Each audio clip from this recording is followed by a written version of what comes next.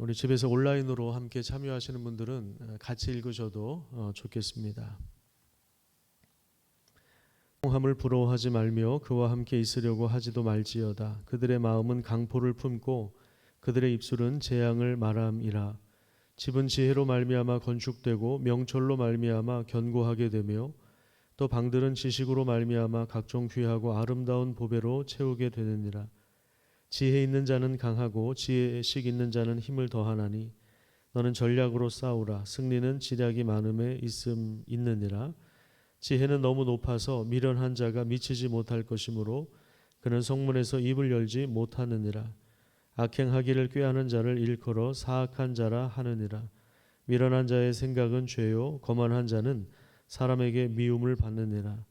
내가 만일 환난 날에 낙담하면 내 힘이 미약함을 보임이니라. 너는 사망으로 끌려가는 자를 건져주며 살육을 당하게 된 자를 구원하지 아니하려고 하지 말라.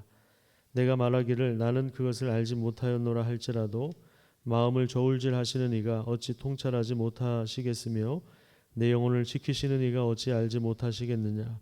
그가 각 사람의 행위대로 보응하시리라. 내 아들아 꿀을 먹으라. 이것이 좋으니라. 송이 꿀을 먹으라. 이것이 내 입에 다니라. 지혜가 내 영혼에게 이와 같은 줄을 알라. 이것을 얻으면 정령이 내 장래가 있겠고 내 소망이 끊어지지 아니하리라. 악한 자여 의인의 집을 엿보지 말며 그가 쉬는 처소를 헐지 말지니라. 대저 의인은 7번 넘어질지라도 다시 일어나려니와 악인은 재앙으로 말미암아 엎드러지느니라. 내 원수가 넘어질 때에 즐거워하지 말며 그가 엎스러질 때에 마음에 기뻐하지 말라. 여호와께서 이것을 보시고 기뻐하지 아니하사 그의 진노를 그에게서 옮기실까 두려우니라. 너는 행악자들로 말미암아 분을 품지 말며 악인의 형통함을 부러워하지 말라. 대저 행악자는 장래가 없겠고 악인의 등불은 꺼지리라. 내 아들아 여호와와 왕을 경외하고 반역자와 더불어 사귀지 말라. 22절 같이 읽겠습니다.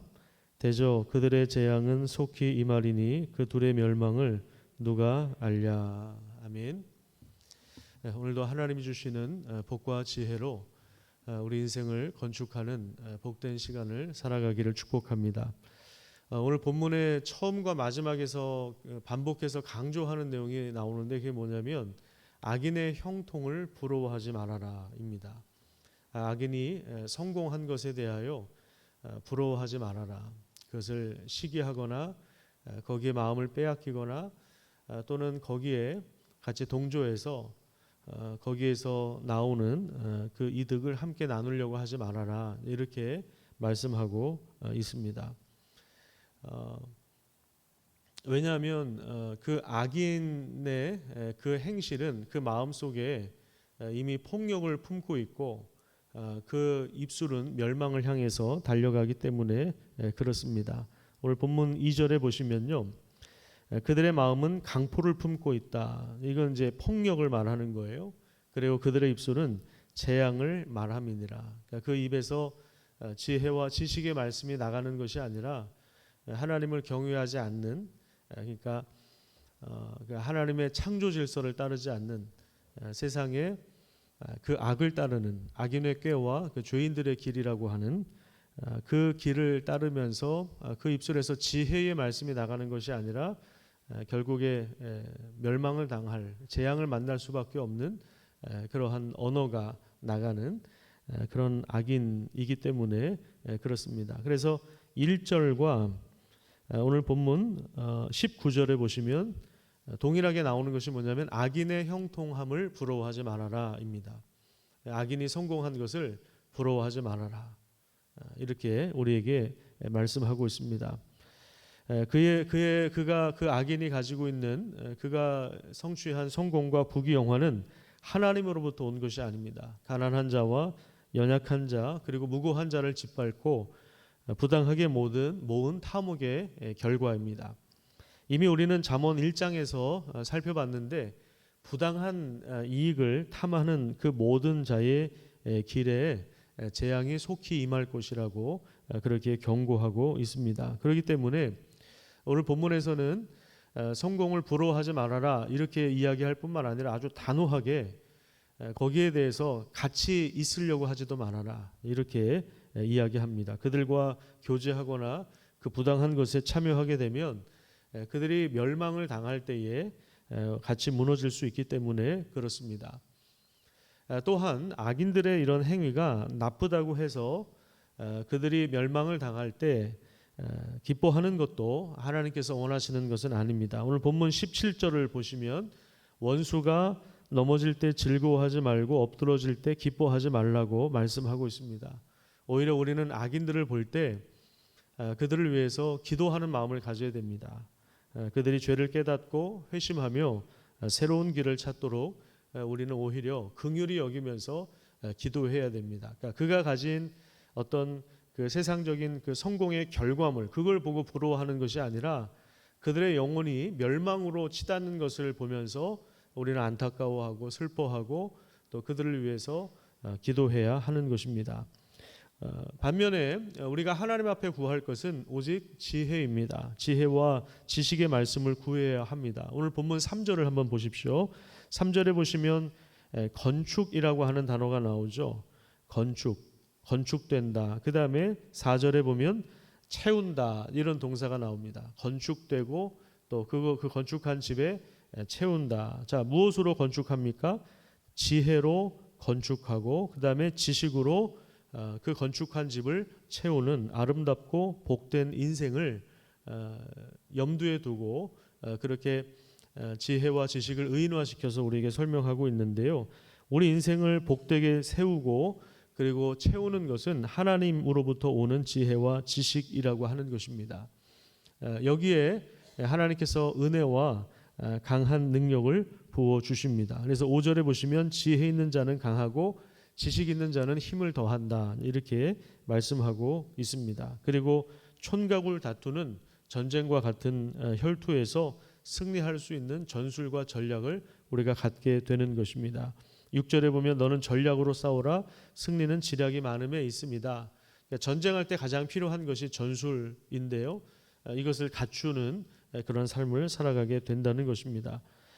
그리고 우리가 추구해야 될 것은 부당한 방식이나 그리고 악인들이 도모하는 그런 성공이 아닙니다. 세상 사람들이 이렇게 했더니 이렇게 되었다.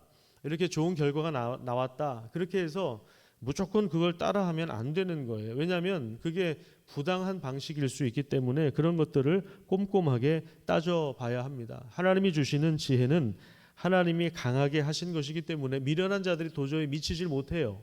7절을 한번 보십시오. 지혜는 너무 높아서 미련한 자가 미치지 못하기 때문에 그는 성문에서 입을 열지 못한다. 그런 면에서 우리 그리스도인들은 세상 사람들과 사실은 다른 길을 걸어가는 사람들이에요. 전혀 다른 길을 걸어가는 사람들입니다. 하나님만이 우리 인생을 진정한 성공과 승리와 영광으로 이끌어 주시기 때문에 우리는 낙심하지 않습니다. 잠언 말씀은 우리에게 꿀을 먹으라고 그렇게 말씀하고 있습니다. 오늘 본문 13절을 한번 볼까요? 13절에 보시면 꿀을 먹어라 이것이 좋다. 송이꿀을 먹어라 이것이 내 입에 달다 이렇게 이야기합니다. 여기 이제 송이꿀은 험하고 깊은 골짜기에서 나오는 그러한 꿀을 말합니다. 이 지혜를 얻을 때 우리 인생에 진정한 맛, 진정한 단 것을 하나님께서 허락해 주신다는 그러한 말씀입니다. 이 지혜를 얻을 때 우리 인생길에 복된 미래가 열리는 것입니다. 우리 소망은 절대로 끊어지지 않습니다. 그렇기 때문에 의인은 7번 넘어져도 절대로 거기서 무너지는 것이 아니라 거기서 끝이 아니라 다시 일어납니다. 이것이 우리 그리스도인들의 삶과 부당한 이득을 따르는 세상 사람들의 다른 점이에요. 자, 14절을 한번 볼까요? 14절. 자, 13절하고 14절하고 연결시켜서 봐야 되는데 내 아들아 꿀을 먹어라. 이거 송이꿀을 먹어라. 이것이 내 입에 달다. 그래서 지혜를 얻는 것을 마치 꿀을 먹는 것과 그렇게 비교를 인용을 하고 있는데요. 지혜가 내 영혼에게 이와 같은 줄을 알아라. 그 지혜를 얻으면 너희 인생이 정령 장래가 있겠고 내 소망이 끊어지지 아니하리라. 그 소망이 끊어지지 않고, 그러니까 하나님께서 끊어지지 않는 영원한 소망, 복된 장래, 복된 미래를 허락해 주신다는 것입니다. 그러니까 16절을 보세요. 16절을 보시면 이런 소망을 하나님께서 주시기 때문에 의인은 7번 넘어져도 어떻게 됩니까? 다시 일어납니다. 이것이 우리 그리스도인들의 특징입니다. 하나님이 다시 일으켜 주세요. 그런데 악인들은 멸망을 당할 때 완전히 엎드러집니다. 이것이 의인과 악인의 차이점입니다. 20절도 보세요. 20절.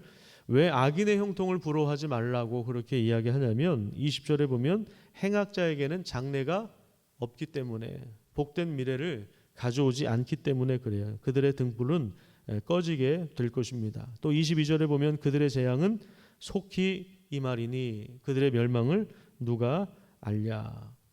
그러니까 우리가 악인의 형통을 부러워하지 않을 수 있는 이유는 그 하나님으로부터 온 것이 아니기 때문에 그렇습니다.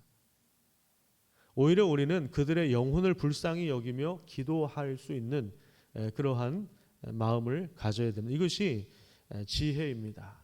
그가 가진 어떤 성공, 그의 영혼을 바라보지 못하고 그 영혼이 지금 어디로 어느 멸망길로 가는지 바라보지 못하고 그저 그가 가진 어떤 눈에 보이는 성공만을 쫓아간다면 그것은 우리에게 지혜가 없다는 그러한 증거이죠. 우리 그리스도인들은 세상을 다른 눈으로 볼 수 있는 사람들입니다. 오늘 본문과 더불어서 여러분들이 같이 좀 읽어야 될 성경이 있는데 시편 37편입니다. 혹시 펜이 있는 분들은 메모를 해놓으시고 시편 37편을 한번 읽어보시면 좋습니다. 거기에도 악인을 향해서 불평하지 말아라, 악인의 형통을 부러워하지 말아라, 이런 말씀이 나옵니다. 우리 한번 같이 잠깐 찾아보도록 하겠습니다. 시편 37편